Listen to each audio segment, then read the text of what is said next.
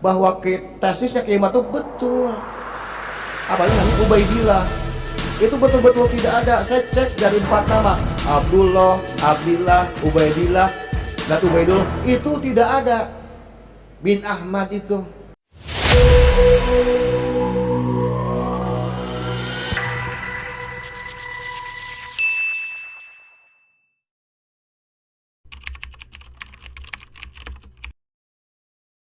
Jadi saya itu mendapatkan perintah dari guru 6 bulan kemarin untuk meneliti, mengkaji tulisan Kiai Usman Al-Bantani tentang pembatalan nasab Ba'alawi.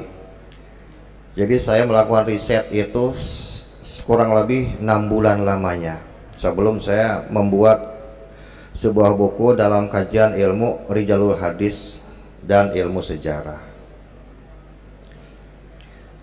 Kenapa saya mengambil ilmu Rijalul Hadis sebagai penguat tesisnya Kiai Haji Imruddin Utsman? Harus dipahami terlebih dahulu bahwa ilmu Rijalul Hadis adalah sebuah ilmu yang menceritakan, yang meriwayatkan tentang seseorang yang dianggap membawa sebuah berita dari masa lalu sampai di masa dia hidup, namanya ilmu Rijalul Hadis. Jadi langsung rijalnya. Kalau rijalnya ini ada, berarti harus ada datanya. Kalau tidak ada, ya tidak ada. Jadi sangat-sangat objektif. Ini yang saya suka dalam ilmu ini. Jadi nggak bisa ngeyel, nggak bisa ngarang-ngarang. Kalau ada, ya mana datanya. Kalau tidak ada, ya selesai. Orangnya nggak ada, sudah begitu. Nah, sekarang kita mulai. Contoh. Seperti Kanjeng Nabi Muhammad SAW dalam salah satu hadisnya yang diriwayatkan oleh Anas bin Malik, an Nabi Muhammad SAW faqala qaidul ilma bil kitab, ikatlah ilmu dengan catatan. Nabi Muhammad nggak bilang qaidul ilma bidzanni, ikatlah ilmu dengan praduga, nggak ada itu dalilnya, ya. Ikatlah ilmu dengan catatan. Artinya Nabi Muhammad mengajarkan kepada para sahabat untuk ilmiah, harus ada catatan, karena catatan inilah yang akan menjadi bukti dan alat bukti. Dalam fikih pun harus ada bukti, itu ada 6, alat bukti harus ada 5. Kalau tidak ada satu saja gugur semua. Nanti kita bahas. Kita bicara rijalnya. Tadi kan Anas bin Malik. Anas bin Malik ini posisinya adalah sebagai bukti adanya riwayat dari Kanjeng Nabi Muhammad SAW. Mana alat buktinya? Alat buktinya adalah hadis yang tertulis 2. Jadi Anas bin Malik ya bukti, ya juga saksi tentang adanya Kanjeng Nabi Muhammad SAW. Dan tidak mungkin akan kita artikan bahwa ikatlah ilmu dengan tulisan itu nanti saja kalau sudah meninggal baru tuliskan, nggak mungkin. Karena penulisan itu sudah ada di zaman Kanjeng Nabi Muhammad SAW. Bukan hanya bentuk ketaatan dan kepatuhan, tapi ini bentuk tanggung jawab ilmiah untuk umatnya. Jadi kalau ada orang yang bilang mana katanya yang menyatakan syarat harus ada kitab sejaman, ya ini hadisnya. Dan hadis ini ada beberapa redaksi mendekati hadis masyhur. Jadi harus kita pahami, yang namanya kitab itu kan lembaran-lembaran yang dijilid, namanya kitab. Dan itu terjadi kurang lebih 150 tahun, atau mungkin tepatnya pada zamannya Khalifah Harun Ar-Rasyid yang memerintahkan kepada Imam Malik bin Anas untuk menyatukan semua catatan fikih dan hadis dan dibundel jadi satu, dijilid, namanya kitab. Kan sudah barang tentu kitab yang dulu dijilid zaman Malik bin Anas ini kan ada jalur periwayatannya, betul ya Pak? Imam Malik bin Anas mengambil jalur dari mana? Contoh, Imam Malik bin Anas an Imam Syihab Az-Zuhri an Maula Ibnu Umar an Ibnu Umar an Umar bin Khattab an Nabi Muhammad SAW. Jadilah kita al-Muwatta. Lah itulah yang menjadi bukti dan alat bukti. Kalau misalnya jalur Irak, misalnya dari Imam Abu Hanifah an Hamad bin Salamah, Imam Abu Hanifah an Hamad bin Salamah an Ma'ruf al-Kharaki, an Ibnu Mas'ud, an Ali bin Abi Thalib, an Nabi Muhammad sallallahu alaihi wasallam. Ini namanya perawi.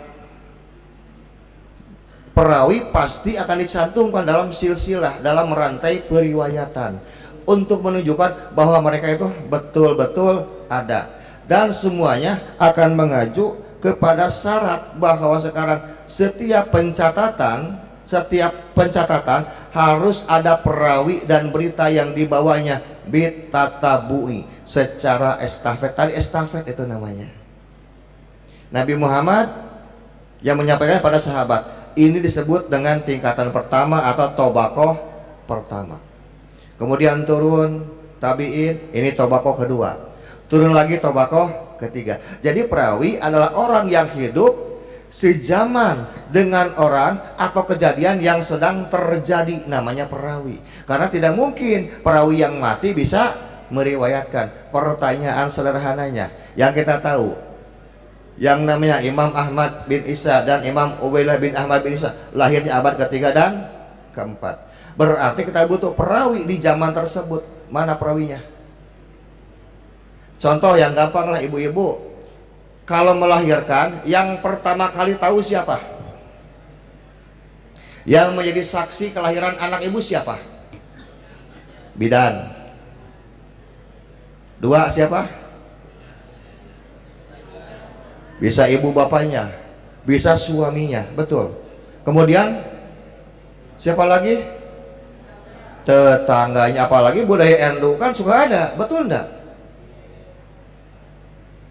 Inilah yang disebut dengan kesaksian.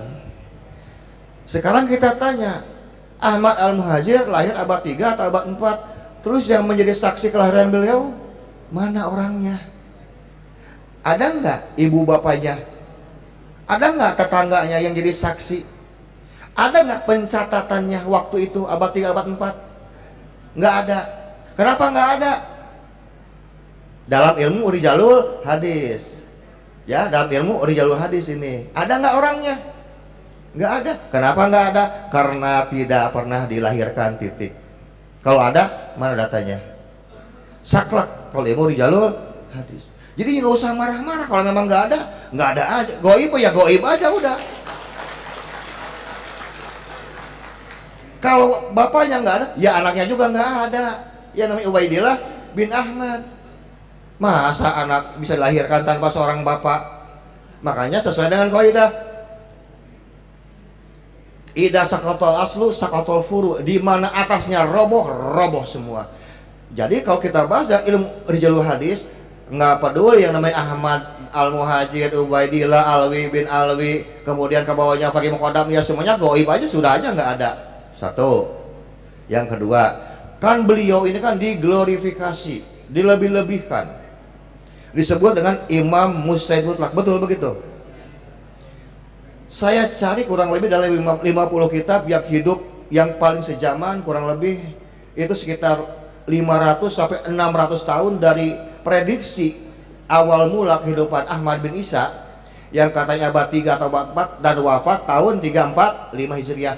Ya aneh sebetulnya, kok bisa ada orang meninggal 345 Hijriah, lah orangnya sendiri nggak pernah dilahirkan kok. Saya bilang, kapan matinya? Lahir aja enggak, belum lahir udah mati. Aneh lagi, aneh, tambah aneh kalau saya itu.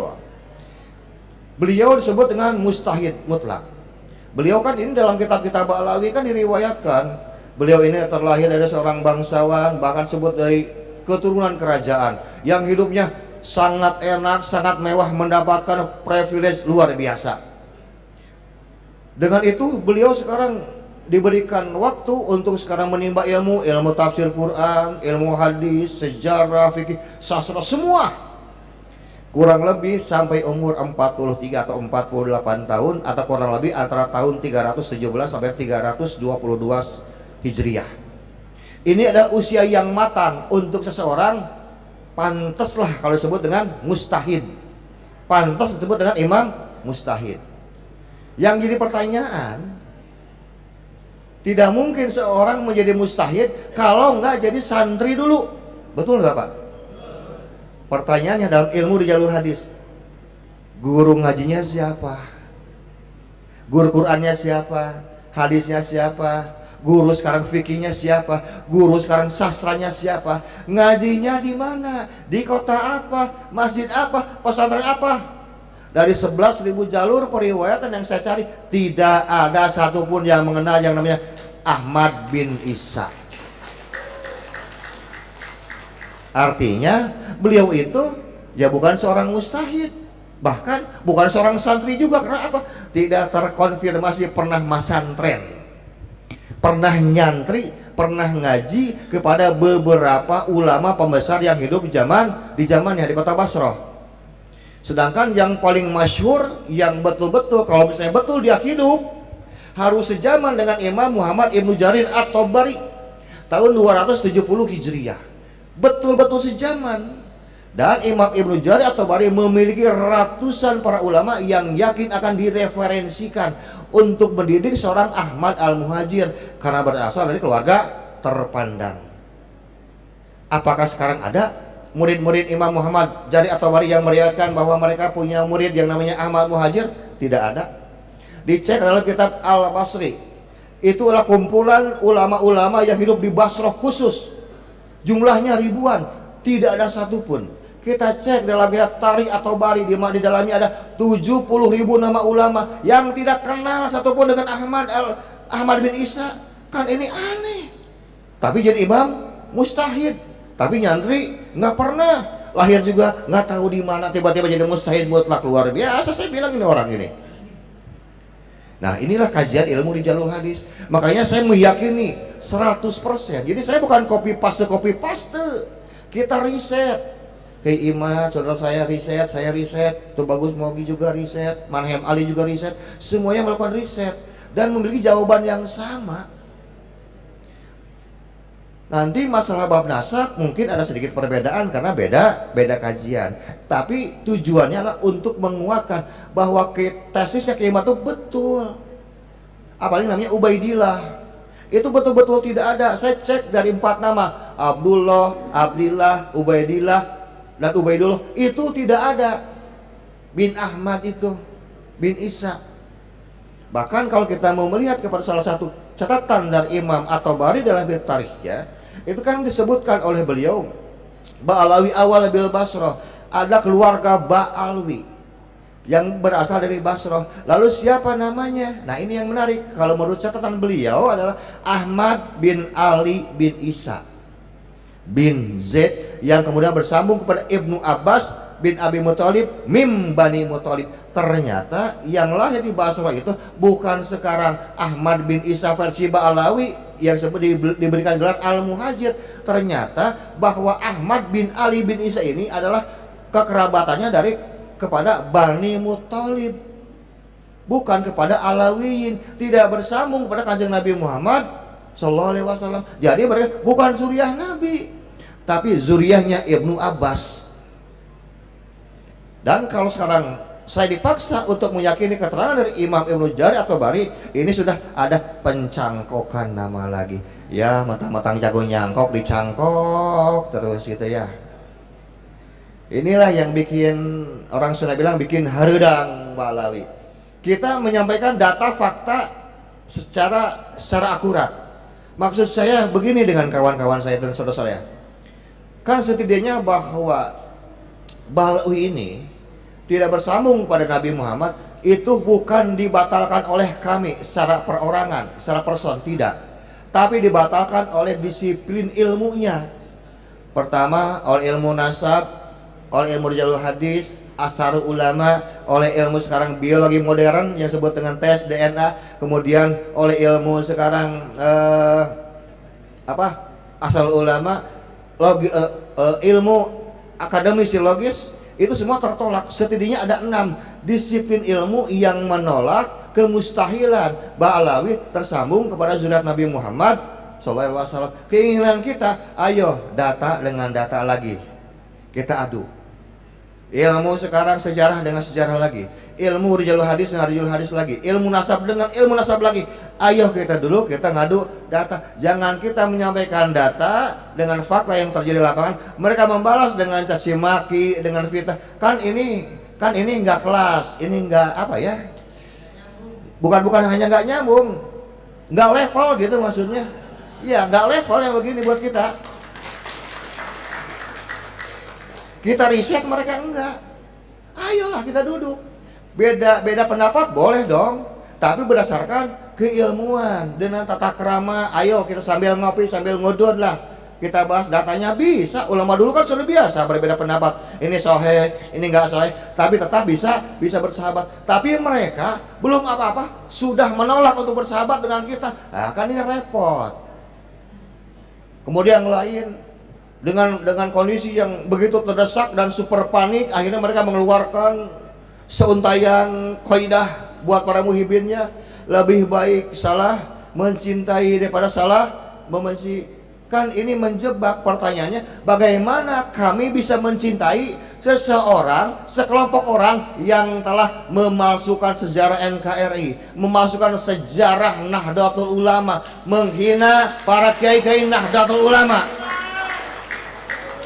Tolong ajarkan kami, ajarkan saya bagaimana bisa mencari para pemalsu sejarah ini. Bagaimana caranya? Kan susah.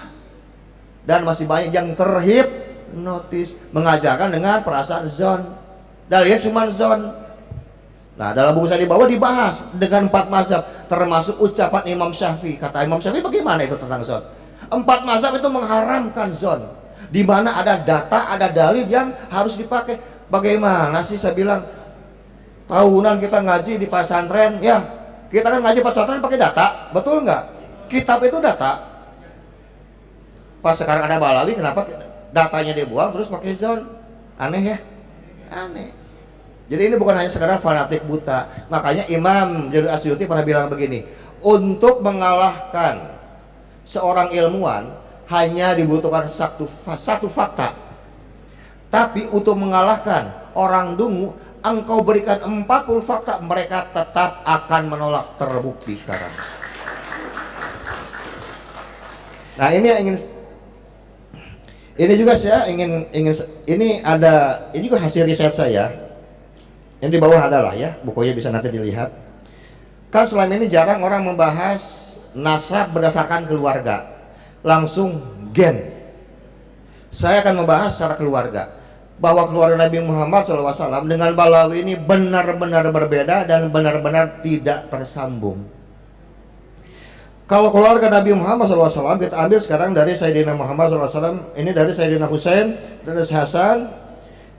Ini berasal dari Nabi Muhammad SAW, min Rasulullah SAW, min Sayyidah Fatimah Az-Zahra, min Ali bin Abi Thalib, min Bani Muttalib, min Bani Hasyim, min Bani Adnan, min Bani Ilyas, min Bani Kinanah, min Bani Ismail, min Bani Ibrahim, bin Bani Falih, min Bani Abir, bin Bani Syalih, bin Bani Al-Fashad, bin Sam bin Nuh. Ini darah mulia Nabi Muhammad diwariskan dari sana, dari Abir bin Sam bin Nuh.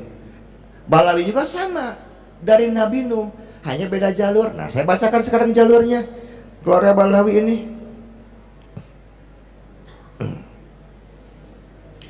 Keluarga Balawi itu Balawi min Bani Fatimiyun, bin Bani Himyar, min Bani Lewi, min Bani Syabah, bin Bani Kutbah, bin Bani Main, bin kaum Samud, bin kaum Ad, bin Bani Aus, bin Bani Iram, bin Sam bin Nuh. Yang ini ke Arab, yang ini ke Yaman. Ketemunya di mana? Di Sam bin Nuh. Karena karena Abir itu punya anak 3, Falih, Samud, dan Yoktan. Falih turunlah ke bawah sekarang ke Nabi Ibrahim, Samud dan Yoktan ke Yaman, dan mereka beranak pinak dari tahun 2200 sebelum Masehi. Jadi kalau ada orang yang mengatakan bahwa sekarang kalau saudara kita Balawi, bukan, jangan disebut sekarang keturunan Yahudi, tapi ada darah Yahudi, ya itu lebih enak lah ya. Ada darah Yahudi, ya betul. Bahkan sangat besar kemungkinan ada darah kaum Ad dan kaum Samud, dan nggak mungkin Nabi Muhammad punya darah dari kaum Ad dan kaum Samud karena dijaga oleh Allah. Jadi jangan maksa, kalau nggak nyambung ya nggak nyambung aja. Tapi sebetulnya kan nggak apa-apa jadi orang Yahudi atau turun Yahudi, tapi yang soleh, yang lurus, yang nusantara, yang beradab kan banyak. Contoh Di Israel itu masjid-masjid rata-rata adalah madhab Syafi'i. Dan ini jarang diekspos. Rata-rata adalah bermadhab Syafi'i. Dan mereka tuh orang Yahudi. Jadi orang Yahudi Muslim bermadhab Syafi'i dan tetap soleh. Terus kenapa sekarang orang-orang yang turunannya begitu jauh tidak bisa soleh, padahal sama-sama punya darah gen, haplogrupnya G. Jadi haplogrup G itu secara penyebaran yang tadi dibaca itu 1500 tahun sudah terdahulu mereka hadir di Yaman sebelum haplogrup J yang turun kepada Nabi Ibrahim alaihissalam. Jadi haplogrup G itu sudah duluan turunnya. Ini sudah membumi. Nah, dari sini dengan campur haplogrup yang memang mewarisi sifat-sifat inti, sifat-sifat primer dari kakek, ini tidak bisa ditolak. Pasti ada saja yang terbawa karena sifat inti, sifat primer. Kalau anak macan ya anaknya harus macan, anak kucing ya anaknya harus kucing. Kalau Yahudi anak cucunya pasti akan bawa sifat-sifat Yahudi, itu pasti Pak.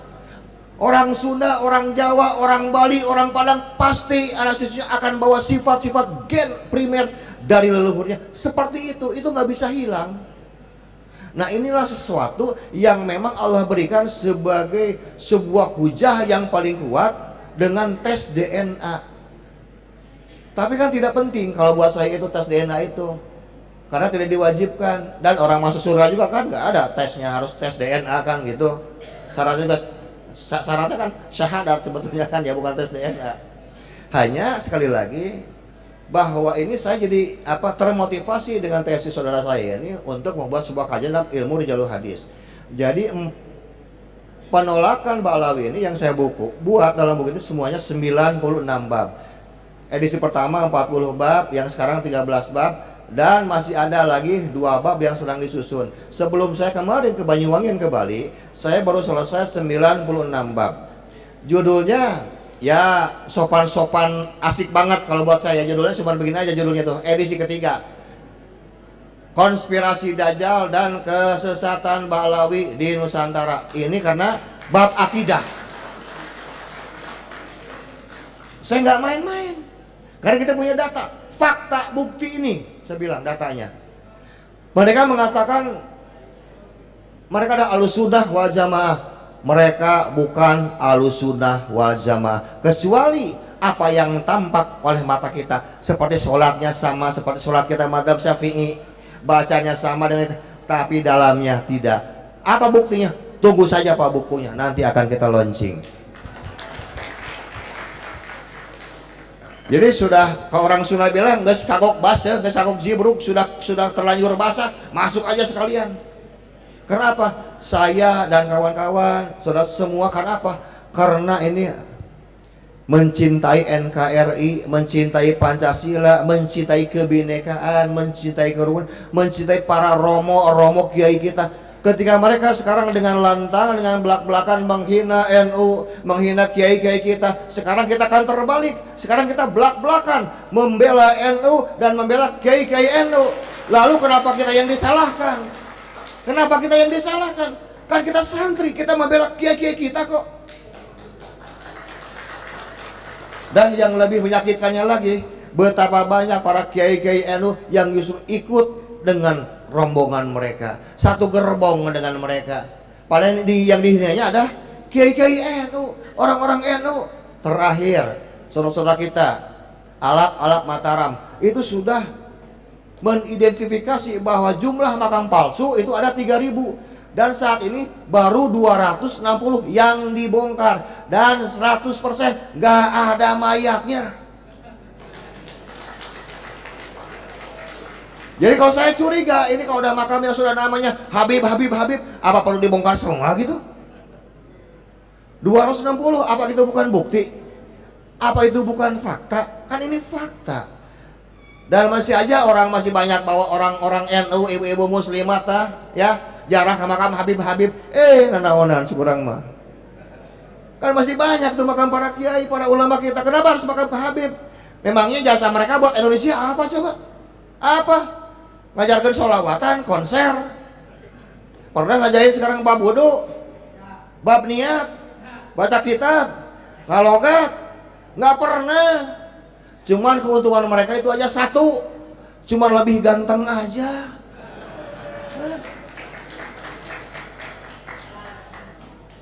Mohon maaf, sampai saat ini saya harus katakan, saya belum melihat ada kelompok Baklawi saudara kita yang menjadi alim ulama. Sok, siapa? Habib mana? Tapi lihat produk-produk Kiai Nusantara, betapa banyak, dan kita melupakan jasa mereka. Kenapa? Kenapa harus sekarang sering-sering jarah ke makam Habib, bukan jarahnya ke orang tua? Kan Nabi yang bilang al jannatu tahta aqdamil ummahat. Apakah Nabi pernah bilang al jannatu tahta aqdamil Habib? Pernah bilang begitu? Kagak pernah. Nggak perlu takut ancaman syafaat, gak dapat syafaat, gak dapat macam-macam. Yang jelas itu seorang anak asal nurut patuh, wes pasti dapat syafaat kanjeng Nabi. Jangan mau dibodohin terus gerak. Ya, belajar pinter, belajar cerdas. Andai kata masih ada muhibin, saudara-saudara kita, tolong para muhibin, saudaraku, jangan jadi muhibin garis keras. Jadilah muhibin garis waras dan garis cerdas.